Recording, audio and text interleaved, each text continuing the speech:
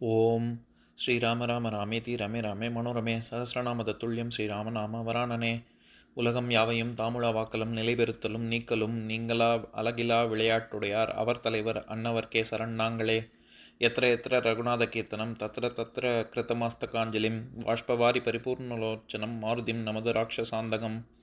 அஞ்சிலே ஒன்று பெற்றான் அஞ்சிலே ஒன்றை தாவி அஞ்சிலே ஒன்று ஆறாக ஆரியர்க்காக ஏகி அஞ்சிலே ஒன்று பெற்ற அணங்கை கண்டு அயலாரூரில் அஞ்சிலே ஒன்றை வைத்தான் அவன் எம்மை அழித்துக் காப்பான். இன்னைக்கு நம்ம கம்பராமாயணத்தில் பாலகாண்டத்தில் அரசியல் படலத்தில் 5வது பாட்டு பார்க்க போகிறோம்.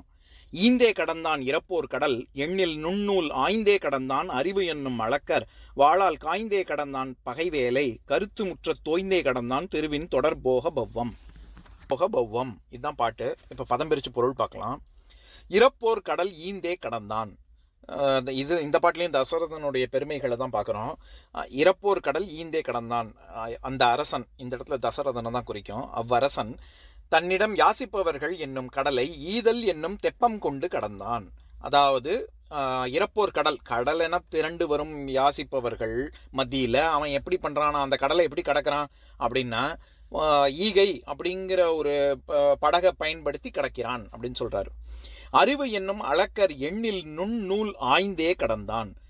அளக்கர் அப்படின்னா கடலுக்கான இன்னொரு பெயர் அளக்கர். அறிவு என்னும் கடலை எண்ணற்ற நுண்ணிய, நான் ஏற்கனவே போன பாட்டிலே சொன்னேன், நுண்மை அதாவது நுட்பமானது அப்படிங்கிறது நம்ம பார்த்தோம்ல. அந்த மாதிரி இங்கேயும் நுண்ணூல் அப்படின்னா ரொம்ப நுட்பமான நூலார் ஆராய்ச்சி பண்ணி ஆய்ந்தே கடந்தான், ஆராய்ச்சி செய்து கடந்தான். அதாவது நுட்பமான ஆராய்ச்சியை படகா கொண்டு அந்த கடலை கடந்தான், அறிவுன்ற கடலை தாண்டினான் அப்படின்னு சொல்றாரு. பகைவேலை வாளால் காய்ந்தே கடந்தான். காய்தல்னா கோபம் கொள்ளுதல்னு அர்த்தம். அதனால நான் வேலைன்னா ஏற்கனவே சொல்லியிருக்கேன், வேலைங்கிறதுக்கு கடல்னு நம்ம ஏற்கனவே நிறைய பாடல்கள் பார்த்துருக்கோம்.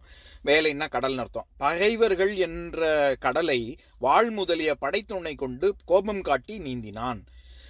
திருவின் தொடர் போகபவ்வம் செல்வ வளத்தாலே தொடர்ந்து வரும் இன்பம் என்னும் கடலை, இந்த இடத்துல போகபவம், பவ்வம்னா கடலுக்கு இன்னொரு பேரு, போகபவம் அப்படின்னா இன்பக்கடல்னு அர்த்தம். கருத்து முற்ற தோய்ந்தே கடந்தான். கருத்துன்னா இந்த இடத்துல மனம் நினைப்ப சொல்றாரு. மனம் நிறைவு பெறும்படி துய்த்தே கடந்தான், அதை அனுபவித்து இன்பத்தை அனுபவித்தே கடந்தான் அப்படின்னு சொல்றாரு. இப்ப நம்ம இந்த பாட்டில் இருக்கக்கூடிய நயங்களை பார்க்கலாம். இந்த பாட்டின் மூலமா கம்பர் சொல்ல வர்ற கருத்து என்ன? தசரதன் தன்னை நாடி வரும் யாசகர்களுக்கு அவங்கள கோவப்பட்டு போ அதெல்லாம் கொடுக்க முடியாது அப்படின்னு சொல்லி கடக்கல. அவன் கோவப்படாம எதை வச்சு கடந்தான்? அன்பு என்னும் இயல்பு அவனுக்கு இருப்பதனால் அன்பை கொடுத்து அனுப்பும் குணத்தை கொண்டே கடந்தான் அப்படின்னு சொல்றாரு. அதே மாதிரி உயர்ந்த நூல்கள் கற்று தெரிந்து அதை நல்லா நுட்பமாக ஆராய்ச்சி செஞ்சு அப்பேற்பட்ட அறிவுடையவன் அவன் அப்படின்னு சொல்றாரு. அதே மாதிரி எப்பேற்பட்ட பகைவர்கள் திரண்டு வந்தா கூட வாழ் கொண்டு கோபம் காட்டி வெல்லக்கூடிய வீரத்தை உடையவன். இந்த இடத்துல அன்பு, அறிவு, வீரம்னு தசரதனுடைய பண்புகளை தான் இந்த மாதிரி சொல்லி வர்ணிக்கிறார் கம்பர். அதே மாதிரி உலக இன்பங்களை என்ன பண்றான்? மனம் நிறைவு பெறுமாறு துய்த்து வாழ்ந்தவன். அவன் இன்பத்திலேயே இருந்து அப்படியே மூழ்கி போறதும் உண்டு. அப்படி இல்லாம அவன் மனசு நிறைவு அடையும்படி அந்த இன்பத்தை அவனை நுகரக்கூடிய ஒரு பக்குவம் அவனிடம் இருந்ததுன்னு சொல்றாரு. அதே மாதிரி இப்ப நம்ம இந்த பாட்டில் பார்த்தோம்னா அளக்கர், வேலை, அப்புறம் பவ்வம் அப்படின்னு கடலுக்கு வேற வேற பெயர் சொல்லி வர்ணிச்சிருக்காருல. இந்த மாதிரி வர்றது ஒரு பொருட் பன்மொழி, ஒரே வார்த்தைக்கு 4-5 பேர் வச்சு சொல்றது ஒரு செய்யுள்ள. இது சரி, இது எல்லாரும் பண்றது தானே, ஒரே வார்த்தைக்கு பதிலாக 4-5 வார்த்தையை போட்டு நம்ம கவிதை எழுதுவோம் அப்படின்னு அது அப்படி யோசிக்கல கம்பர். ஒவ்வொன்றுக்கும் ஒரு அர்த்தம், உள்ள அர்த்தம் இருக்கு. அதாவது என்னன்னா, நம்ம கடலென திரண்டார்கள் மக்கள் அப்படின்னு சொல்ற இடத்துல யாசிப்பவர்களுக்கு கடல்னு ஒன்று சொல்றாரு. ஆனா அறிவு கடல் அப்படின்னு சொல்லும்போது அறிவுக்கு அளக்கர்னு சொல்றாரு. அது ஏன்னா measure of a man is by his wisdom அப்படின்னு சொல்றாங்கல்ல. அப்போ அந்த அளக்கிறதுங்கிறது ஒரு மெஷர்மெண்ட்டையும் குறிக்கும். அதனால இங்க அந்த சும்மாவாது சரி கடலுக்கு வேற ஒரு வார்த்தை போடுவோம் அப்படின்னு சொல்லி அந்த இடத்துல வேற ஒரு வார்த்தையை போடல. அவரு அறிவை வச்சு தான் ஒருத்தனை அளக்க முடியும் அப்படிங்கிறதுனால அளக்கருங்கிற கடலுக்கான வார்த்தையவே அந்த இடத்துல பொருத்திருக்காரு. அதே மாதிரி தான் வேலை அப்படிங்கிறது. நான் வேலைங்கிறது பகை வேலை அப்படின்னு சொல்றாருல, அந்த இடத்துல வேலைங்கிறது கடலுக்கான இன்னொரு பேர்ல. அதுவே ஆயுதத்தை ஆயுதமாகவும் நம்ம அர்த்தம் பண்ணிக்கலாம்ல. அதனால வாழ் முதலிய படை இது கருவிகளை கொண்டு அவன் கோவப்பட்டு கடந்தான்னு சொல்ற இடத்துல வேலை அப்படிங்கிற வார்த்தையை பயன்படுத்தியிருக்காரு. அதே மாதிரி இறுதியாக இன்பம் நுகர்ச்சிக்கு போக பவ்வம், நான் சொன்னேன்ல இன்பக்கடல் அப்படின்னு, அந்த இடத்துல பவ்வம்னா நான் ஏற்கனவே நம்ம இது மிகைப்பாடல்களில் நம்ம இப்போ தான் சமீபத்தில் பார்த்தோம். அதாவது 11வது பாட்டு மிகைப்பாடல்களில், அதாவது எவ்விடத்தும் ராமன் சரிதையாம் அவ்விடத்திலும் அஞ்சலி அத்தனாய் பவ்வம் மிக்க புகழ் திருப்பார் கடல் தெய்வதாசனை சிந்தை செய்வோம் அரோ அப்படின்ற பாட்டில் நான் சொல்லியிருக்கேன்ல. அதாவது எத்திர ரகுநாத கீர்த்தனம் தத்திர தத்திர கிருத்தமாஸ்தக ஆஞ்சலியும் வாஷ்பவாரி பரிபூர்ணலோச்சனம் மாருதிம் நவந்த ராட்சசாந்தகம் அப்படிங்கிற இது ஹனுமன் சாலிசாவை தான் இந்த தமிழாக்கம் செஞ்சுருக்காங்க அப்படின்னு. அந்த இடத்துல பவ்வம் அப்படின்னு சொல்லும் போதே நான் சொன்னேன் அதுக்கு கடல், அதாவது பவ்வம் மிக்க புகழ் திருப்பார் கடல் அப்படின்னா புகழ் பெற்று கடல் மாதிரி திரண்டு புகழ் கொண்ட அப்படிங்கிற அர்த்தம். பவ்வம்ங்கிறதுக்கு கடல்னு அர்த்தம் இருக்குன்னு சொன்னேன்ல, அந்த மாதிரி பவ்வம்ங்கிறத பவ்வம் அப்படின்னு எழுதலாம். ரெண்டுமே அதுதான். அதுக்கு கூட நான் அர்த்தம் சொல்லும்போது சொல்லியிருப்பேன், உப்பு, கடல், நீர்க்குமிழி, நுரை, அந்த மாதிரி நிறைய அர்த்தம் இருக்குன்னு சொன்னேன்ல. இதில் இன்பக்கடலுக்கு மட்டும் ஏன் பவ்வம் அப்படின்னு சொன்னார்னா அதுக்கு 3 விதமாக பொருள் சொல்லலாம். நீர்க்குமிழி, நுரை அப்படின்னு அர்த்தம் வர்ற மாதிரி சொல் அவர் பயன்படுத்தியிருக்கிறதுக்கு காரணம், இந்த உலக இன்பம் எல்லாமே நிரந்தரமானது கிடையாது, நிலை பெற்றது கிடையாது, அது ஒரு நீர்க்குமிழி போல தான் அப்படிங்கிறத உணர்த்துக்கவும் வச்சுக்கலாம். உப்பு அப்படின்னு அர்த்தம் வச்சுக்கிட்டோம்னா அது ஒரு எப்படி நம்ம வாழ்க்கை, இப்போ வாழ்க்கையில் இன்பமே இல்லைன்னா ஒரு உப்புச்சப்பே இல்லாமல் இருக்கே வாழ்க்கை அப்படின்னு சொல்கிறோம்.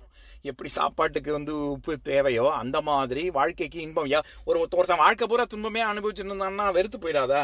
அந்த மாதிரி இன்பம் எப்படி சுவை, ஒரு உப்பு சுவையை சேர்க்குதோ சாப்பாட்டில், அந்த மாதிரி அர்த்தம் வரணுங்கிறதுக்காக பவ்வம் அப்படின்னும் ஒரு பொருள் சொல்லலாம். இந்த மாதிரி கம்பர் பயன்படுத்தி இருக்கிற சொற்கள் எல்லாமே சும்மா சரி ஒரு கடல்லேருந்து ஒரு 4 வார்த்தைக்கு போட்டு வைப்போம் அப்படின்னு சொல்லிலாம் அவர் இந்த இடத்துல பண்ணலை. இன்னொரு விஷயம், இந்த இடத்துல இன்பக்கடல் அப்படிங்கிறத தானே போக பௌவம் அப்படின்னு சொல்கிறாருன்னு சொன்னேன். இது வடமொழி தொடர். இந்த போக பௌவம்ங்கிறது வடமொழி தொடர். நான் ஏற்கனவே சொல்லியிருக்கேன், அதாவது கம்பர் சம்ஸ்கிருதம் தமிழ், ஐயோ இதில் சம்ஸ்கிருத வார்த்தையெல்லாம் பயன்படுத்தக்கூடாது, அல்லது அதற்கு அந்த வேர்ச்சொல் இருக்கிற மாதிரியான வார்த்தைகள் பயன்படுத்தக்கூடாது அப்படின்னோ, இல்லை அதை தமிழாக்கம் பண்ணக்கூடாது அப்படின்னோ, இந்த மாதிரியான போக்குலாம் இந்த காலத்தில் இந்த திராவிட ஆட்கள் வந்ததுக்கப்புறம் வந்தது. எந்த காலத்துலேயுமே சம்ஸ்கிருதத்துக்கும் தமிழுக்கும், தமிழ்னு இல்லை எந்த இந்திய மொழிகளுக்குமே சம்ஸ்கிருதத்துக்கும் அந்த மொழிக்கும் சண்டையே இருந்தது கிடையாது. இதெல்லாம் அரசியல் ஆக்கப்பட்டிருக்கு. இதுக்கு நல்ல உதாரணமே இந்த மாதிரி தொடர்கள் எல்லா ஆத்திச்சூடியாக இருக்கட்டும், கொன்றை வேந்தனாக இருக்கட்டும், நாலடியாராக இருக்கட்டும், எல்லாத்துலேயுமே இந்த சொற்கள்லாம் இருக்குது. அப்படின்னு என்ன அர்த்தம்? அவர்கள் இந்த வேர்ச்சொல் அப்படின்னு பார்க்காம கருத்து செறிவு எதில் இருக்கோ அதை தமிழாக்கம் செய்வதற்கோ அல்லது மாற்றி நம்ம இந்த வேர்ச்சொல் இருந்தாலும் பரவாயில்லன்னு அப்படியே பயன்படுத்தவோ கொஞ்சம் கூட தயங்கினதே இல்லை. இது திருவள்ளுவர் கூட திருக்குறள்லாம் கோஷ்டிங்கிற வார்த்தையை கோட்டி அப்படின்லாம் பயன்படுத்திருப்பார் இதில் சூதாட்டத்தை பற்றி வரும்போது. எதுக்கு இதை சொல்ல வரேன், இந்த மாதிரி போக பவ்வம் அப்படின்னு சொல்கிறது வடமொழி. இறப்போர் கடல், அறிவென்னும் அளக்கர், பகை வேலை, போக பவ்வம், இது எல்லாமே உருவகங்கள், ஓமை கிடையாது. நான் ஏற்கனவே சொல்லியிருக்கேன்ல உருவத்துக்கும் ஓமைக்கும். அதாவது இறப்போர் வேற கடல் வேற அப்படி கிடையாது, ரெண்டுமே ஒன்று தான் அப்படின்னு சொல்கிறாரு. அறிவென்னும் அளக்கர்னா அளக்கருங்கிற அதாவது கடல் வேற அறிவு வேற இல்லை, ரெண்டும் ஒன்று தான். பகை வேலை அப்படின்னா பகைவர்கள் வேற கடல் வேற அப்படி இல்லை, ரெண்டும் ஒன்று தான். அதே மாதிரி போக பௌவம்னா இன்பங்கள் வேற இது கடல் வேற இல்லை, ரெண்டும் ஒன்று தான் அப்படின்னு உருவகங்கள் தான் இங்கேயும் வருது. இதில் இன்னொரு முக்கியமான விஷயம், இந்த இடத்துல நம்ம பகை வேலை அப்படின்னு சொல்கிற இடத்துல பகைவர்கள் அப்படின்னு நம்ம பன்மையில் சொல்கிறோம். அது ஏன்னா இது ஜாதி ஒருமை பெயர் அப்படின்னு சொல்லுவாங்க. அப்படின்னா என்னன்னா சில பெயர்களுக்கு அதாவது இந்த இடத்துல ஜாதி அப்படிங்கிறது ஒரு கிளாசிஃபிகேஷனை குறிக்கும். ஒருமை பன்மை வராமல் இது மொத்தமாக ஒரு ஜாதியை குறிக்கக்கூடிய ஒரு பெயராக வந்ததுன்னா அதுதான் ஜாதி ஒருமை பெயர். அப்படின்னா அங்கே மொத்த பகைங்கிறது வெறும் பகையை மட்டும் குறிக்கல, பகைவர்களை குறிக்குது, பன்மையில் வருது அப்படின்னு அர்த்தம். இப்போ உதாரணத்துக்கு சொல்லணும்னா இதுவே கல்விகுதி இல்லாமல் வரக்கூடிய சொற்கள். இப்போ உதாரணத்துக்கு சொல்லணும்னா பால்பகா அகரிணை பெயர்கள் அப்படின்னு இருக்கு. அப்படின்னா என்னன்னா இப்போ மாடு, பறவை, மரம் அப்படிங்கிற சொற்களில் அது மாடு, இது பறவை, எது மரம் அப்படின்னு கேட்டால் அங்கே ஒருமையில் தான் வருது. ஆனால் அவை மாடு, இவை பறவை, எவை மரம் அப்படின்னு வந்துச்சுன்னா அவை மாடுகள்னு வரணும், இவை பறவைகள்னு கல்வி விதியே எதுக்குமே வரலையே. எவை மரங்கள்னு கேட்கணுமான்னா கேட்க வேண்டியதில்லை. அது வழுவே கிடையாது, அது ஒரு பிழை கிடையாது. நம்ம வழுவு அமைதியும் சொல்ல தேவையில்லை. இல்லை இது இலக்கிய நயத்துக்காக அப்படி எழுதியிருக்காங்க அந்த மாதிரிலாம் சொல்லவே வேண்டியதில்லை. ஏன்னா அதுங்கிறது ஒருமையை சுட்டி நிற்கும், பொருளை சுட்டி நிற்கும் வார்த்தை. அதே மாதிரி அவை அப்படிங்கிறதே பன்மையை குறிக்கக்கூடியது தான். அதனால அந்த மாதிரி வர்றது பால் பகான்னா பகுக்கப்படாத, ஒருமையா பன்மையான்னு சொல்ல முடியாத அஃறிணை பெயர்கள். அந்த மாதிரி எதுக்கு இதை சொல்ல வரேன், இப்போ நம்ம உதாரணம் கூட நிறையா இருக்குது இந்த மாதிரி. அதாவது கல்வி கரையில் கற்பவர் நாள் சில மெல்ல நினைக்கின் பிணி பல அப்படின்னு வர்ற இடத்துல கல்விகள் அப்படின்னு வரணும், நாள்கள் சில அப்படின்னு வரணும், பிணிகள் பல அப்படின்னு வரணும். ஆனால் அப்படிலாம் பன்மையிலே வரல, கல்வி கரையிலன்னு தானே வருது. இந்த மாதிரி வர்றது எல்லாமே பால்பகா அஃறிணை பெயர்கள் தான். எதுக்கு இதை சொல்ல வரேன், அந்த மாதிரி இந்த இடத்துல பகை வேலை அப்படின்னா இதுவும் வரக்கூடிய அந்த சாதி ஒருமை பெயருங்கிறதுனால அங்கே நம்ம பகைவர்கள் தான் பகைன்னு சொல்கிறாரு. அந்த மாதிரி தான் நம்ம பொருள் கொள்ளணும். இப்போ நான் பாட்டை இன்னொரு தடவை படிக்கிறேன். கேளுங்க. ஈந்தே கடந்தான் இறப்போர் கடல், எண்ணில் நுண்ணூல் ஆய்ந்தே கடந்தான் அறிவு என்னும் அளக்கர், வாளால் காய்ந்தே கடந்தான் பகைவேலை, கருத்து முற்ற தோய்ந்தே கடந்தான் திருவின் தொடர்போக பௌவம். இன்னொரு நாள் இன்னொரு பாட்டு பார்க்கலாம். ஓம் சாந்தாகாரம் புஜகசயனம் பத்மநாபம் சுரேஷம் விஸ்வாதாரம் ககனசத்ரசம் மேகவர்ணம் சுபாங்கம் லக்ஷ்மீகாந்தம் கமலநயனம் யோகி ஹிருத்யானகம்யம் வந்தே விஷ்ணும் பவபயஹரம் சர்வலோகைகநாதம். உம்பரோடு இம்பர்காரும் உலகம் ஓர் ஏழும் எம்பெருமான் என்று ஏத்தி இறைஞ்சி நின்று ஏவல் செய்ய தம்பியரோடும் தானும் தருமமும் தரணி காத்தான் அம்பரத்து அனந்தர் நீங்கி அயோத்தியில் வந்த வள்ளல். ஓம் பூர்ணமதః பூர்ணமிதம் பூர்ணாத் பூர்ணமுதஸ்யதே பூர்ணஸ்ய பூர்ணமாதாய பூர்ணமேவாவசிஷ்யதே. ஓம் சாந்தி ஷாந்தி ஷாந்திः. ஓம் சர்வேஷாம் ஸ்வஸ்திர்பவது சர்வேஷாம் சாந்திர்பவது சர்வேஷாம் பூர்ணம் பவது சர்வேஷாம் மங்களம் பவது. ஓம் சாந்தி ஷாந்தி ஷாந்திः. ஓம் சர்வே பவந்து சுகினः சர்வே சந்து நிராமயாः சர்வே பத்ராணி பஷ்யந்து மா கஷ்சித் துக்கபாக் பவேத். ஓம் சாந்தி ஷாந்தி ஷாந்திः.